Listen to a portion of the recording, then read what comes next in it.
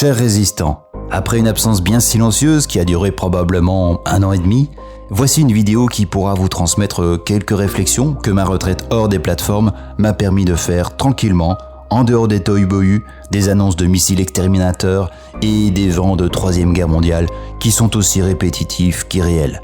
À l'aurore du nouveau monde qui se prépare, il ne faut pas s'étonner de voir une confusion qui accompagne le déclin et la résistance de l'ancien.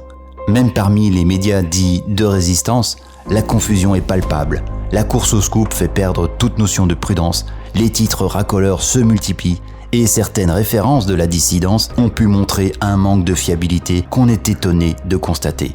En communiquant avec certains d'entre vous il y a quelque temps dans mon canal Telegram, dont vous verrez un lien dans la description d'ailleurs, j'ai compris que cette confusion vous chiffonnait.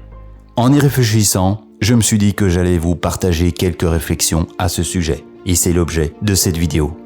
Mais avant d'aller plus loin, je vous rappelle, parce que c'est important et parce que chaque pouce bleu compte réellement, que si vous appréciez le contenu que je partage, la meilleure chose que vous puissiez faire pour la chaîne, c'est de le partager autour de vous.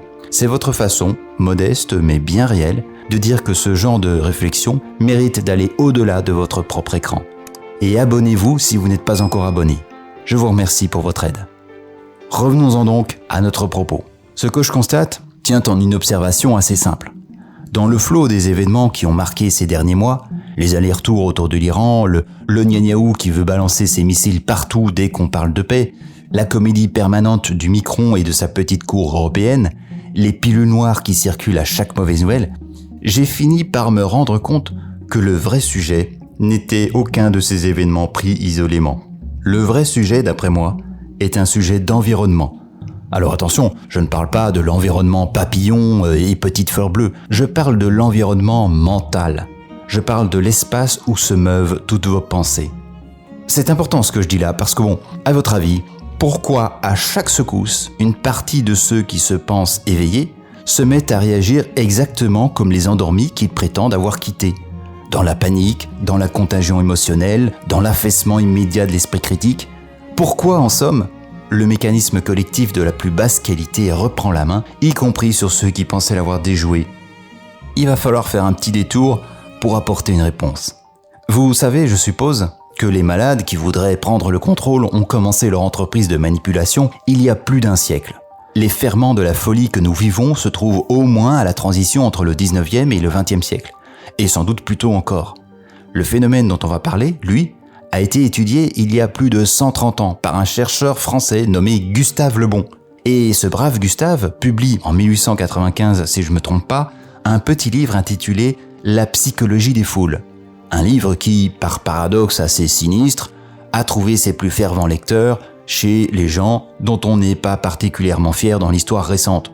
Des dictateurs comme le moustachu au bras levé, des propagandistes, des architectes du consentement industriel. Dans sa lignée directe d'ailleurs, un certain neveu de Freud, Édouard Bernays, considéré comme le père de la propagande, s'est employé à appliquer ces mêmes principes à la publicité moderne. C'est lui qui, dans les années 1920, a convaincu les Américaines qu'il fallait fumer pour être émancipées. Il appelait ça, avec un sens du marketing assez déconcertant, le génie du consentement. D'une certaine manière, oui, c'était génial. De là à dire que c'était une bonne chose, bof. Or, ce que le Gustave avait mis au jour, sans les arrière-pensées de ses lecteurs ultérieurs, est d'une actualité dérangeante. Il disait que dès lors que les individus se regroupent, peu importe qu'ils soient dans une salle, dans la rue, ou aujourd'hui dans un fil de commentaires à 2h du matin, quelque chose de très précis se produit. La conscience individuelle s'amenuise. Les émotions circulent d'une personne à l'autre par contagion pure. La peur de l'un devient la peur de tous. Le découragement de quelques-uns contamine le groupe entier. Et surtout, et c'est là où Gustave a bien vu, la capacité à douter, à recouper, à se dire « attendons un peu avant de conclure », cette capacité-là disparaît presque complètement. Dans une foule, on ne pense plus par argument, on pense par image. Un mème, une formulation frappante, une vidéo choc et le travail est fait. Pas nécessairement parce que les gens seraient idiots, là il faut bien s'entendre là-dessus, parce que le cerveau humain mis en groupe fonctionne de cette manière-là.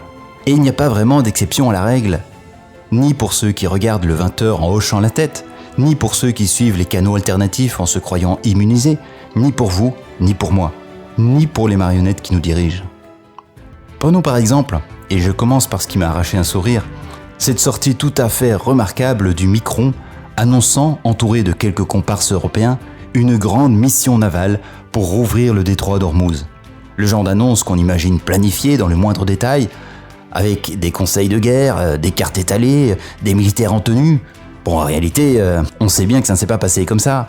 Comme ils ont été surpris par l'annonce de réouverture du détroit d'Ormuz, ils se sont dit « il y a peut-être un coup à jouer. Nos populations sont endormies, on a les médias qui jouent pour nous. Viens, on va leur dire que c'est nous qui allons réouvrir le détroit.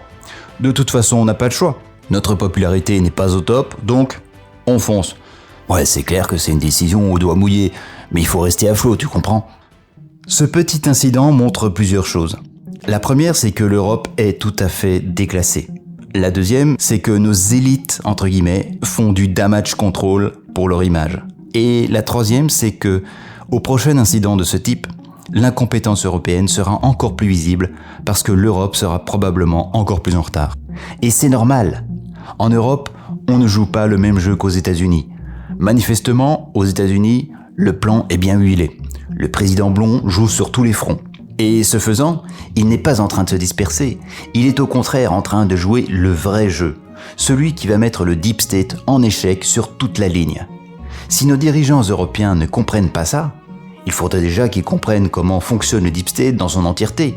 Même un complotiste chevronné ne sait pas tout, contrairement aux bons gars qui mènent la danse. Donc si nos dirigeants européens ne comprennent pas ça, ils ne comprennent tout simplement pas le jeu qui se joue. Et ils sont systématiquement sur la défensive, en réaction à l'actualité qui est menée par un joueur qui les dépasse de loin dans la compréhension des enjeux.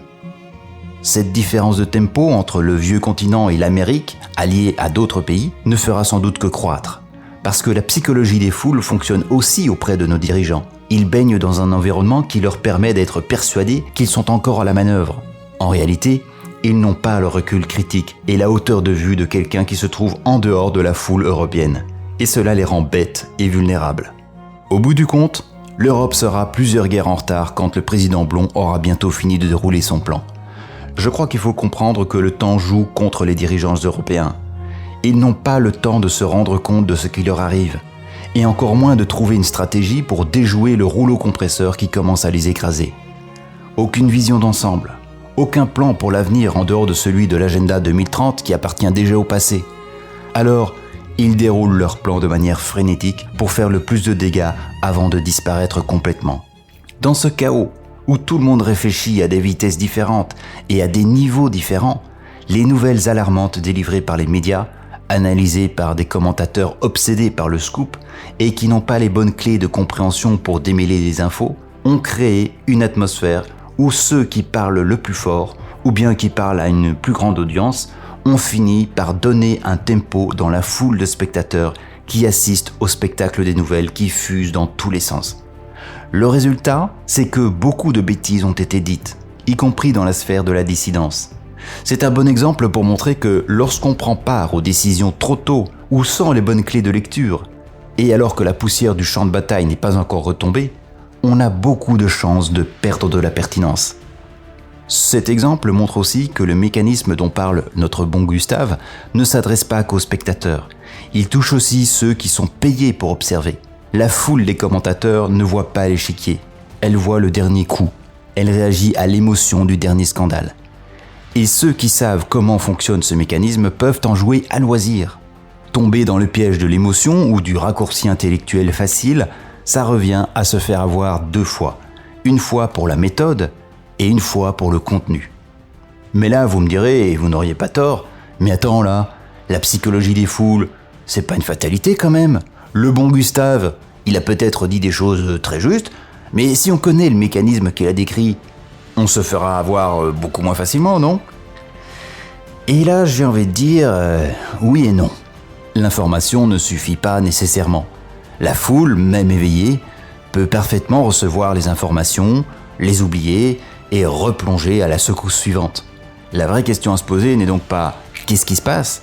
La vraie difficulté à résoudre est « comment fait-on, individuellement, pour ne pas glisser dans la psychologie des foules que notre bon Gustave décrivait en 1895 ?» Et là aussi, j'ai quelques petites réflexions à vous transmettre. Et pour cela, il faudrait que je vous parle d'un phénomène physique qui est également une très belle métaphore. Connaissez-vous ce qu'on appelle la résonance sympathique ? Sans doute que vous en avez déjà entendu parler, mais je vous fais alors un petit rappel. Ce phénomène se produit quand on fait vibrer un diapason. S'il y a d'autres diapasons accordés sur la même fréquence qui se trouvent dans la même pièce, ils se mettront à vibrer à leur tour, spontanément, sans qu'on les touche. Simplement parce qu'une vibration dans l'air se transmet à ceux qui sont accordés pour la recevoir. C'est un phénomène physique, mesurable en laboratoire. Mais il n'y a pas qu'avec les diapasons qu'on peut observer ce phénomène. Il peut s'observer également sur des violons ou des guitares qui ont des cordes qui vibrent. Et en fait, le même genre de phénomène existe aussi pour les humains. Chaque humain est, à sa façon, un instrument, capable d'émettre une fréquence et d'en recevoir une. Et cet instrument vibre sur une certaine fréquence. Toi qui m'écoutes, la question que tu devrais te poser est « Sur quelle fréquence est-ce que je vibre moi aujourd'hui ?» Parce que cette fréquence-là, tu la transmets, que tu le veuilles ou non. Nous transmettons tous des vibrations constamment.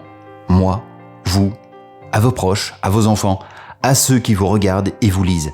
Et, si j'ose dire, à quelque chose de plus vaste encore que le monde physique que nous habitons et qui, je le crois, a des répercussions sur des dimensions qu'on ne voit pas immédiatement. Le monde matériel n'est pas un théâtre qu'on regarde, c'est un champ dans lequel on vibre. Vous connaissez sans doute la légende du colibri. Elle est bien connue, celle qu'on attribue aux peuples amérindiens. La forêt est en feu, tous les animaux fuient, ils sont terrifiés, et seul le colibri fait des allers-retours entre la rivière et l'incendie, portant quelques gouttes d'eau dans son bec. Les autres se moquent de lui en disant « Tu n'éteindras jamais ce feu avec ça !» Et le colibri répond simplement « Je sais, mais je fais ma part. Dans ce monde qui part en vrille, je ne vous demande pas d'éteindre l'incendie. Personne ne vous le demande. Ce serait, un peu présomptueux. Mais ce qui est vraiment important, c'est que chacun d'entre nous tienne une note harmonieuse. Une note harmonieuse, ce n'est pas forcément une note bisounours, tout le monde il est beau. Une note harmonieuse, c'est une note positive, qui construit, qui vibre le courage dans les combats, qui vibre le calme dans le chaos, qui vibre la paix dans la frénésie, qui vibre l'intelligence dans la bêtise, qui vibre la sagesse dans la perte de repères. Et ne laissez pas le bruit ambiant modifier votre fréquence. Vous êtes tous comme les cellules d'un corps. Toutes les cellules du corps sont importantes, et elles ont toutes une fonction différente. Si vous voyez les cellules cancéreuses, les pilules noires, ne les laissez pas proliférer. En plus de leur dire d'aller se faire cuire un œuf, incarnez autour de vous un peu de la sérénité et de la lucidité que vous aimeriez voir dans le monde. Gandhi disait ça dans une phrase dont je sais bien qu'elle figure aujourd'hui sur les tasses de thé, ce qui n'enlève rien à sa pertinence d'ailleurs. Soyez le changement que vous voulez voir dans le monde. Et dans ce combat, on a besoin de tout le monde. Chaque personne de bonne volonté a son rôle à jouer. Donner, propager au monde ce dont il a besoin. Oui, le monde est bousculé, chaotique, incertain. C'est normal. Nous sommes dans la tempête. Et le premier qui me dit qu'on ne l'avait pas prévenu, je l'assomme du plat de mon épée. Est-ce que c'est clair ? Le président Blond, qui mène la danse même sans en avoir l'air, utilise le chaos et les incertitudes pour dérouler son plan. La pire erreur serait de le prendre pour un imbécile. C'est ce que font les médias de grand chemin. Et ils sont en train de couler. Ils ne comprennent pas une règle de base de l'art de la guerre, feindre la faiblesse pour identifier ses vrais alliés. Quand il paraît faible, le président Blond fait le ménage. C'est une clé de lecture géopolitique, mais c'est aussi un principe qui vaut à d'autres niveaux. Les périodes qui ressemblent à des défaites, les semaines où les mauvaises nouvelles s'accumulent, les moments où la tentation de baisser les bras se fait sentir, ce sont précisément ces moments-là qui révèlent ce que nous sommes vraiment, ce en quoi nous croyons vraiment, et qui sont nos vrais alliés. La foule, elle, baisse les bras au premier signal contrariant. Le diapason, lui, tient sa note. Et c'est celui-là, en fin de compte, qui finit par accorder les autres. Les gens qui veulent vous nuire parient sur votre bêtise, parient sur votre faiblesse ou votre peur, parient sur votre lâcheté. J'aimerais parier sur votre lucidité, votre ténacité et votre bienveillance. J'aimerais transmettre une note vibrante de paix et de confiance éclairée, et j'aimerais que vous puissiez transmettre cette note à votre entourage. Vous n'êtes pas fou, vous êtes une lueur d'espoir dans un monde de fous. Alors la prochaine fois que la panique s'emparera de tout le monde, promettez-moi de ne pas cliquer sur les vidéos de ceux qui veulent vous vendre des tensions, du stress ou de la peur. En agissant comme ça, vous alimentez leur mauvaise influence pour les autres et pour vous-même. Contentez-vous de décrypter ce qui se passe sans nourrir les chicanes inutiles. Vous vivrez mieux et vous donnerez moins de puissance aux énergies nuisibles. Le combat contre la mauvaise part de soi-même et pour un monde meilleur est loin d'être terminé. Mais avec la joie au cœur, la paix dans l'esprit et le courage en ses membres, nous pouvons avancer toujours un peu plus. Et quoi qu'il arrive, on s'unit à son diapason intérieur, on reste groupé, on garde le focus sur la cible et on serre les fesses. Haut les cœurs et à bientôt.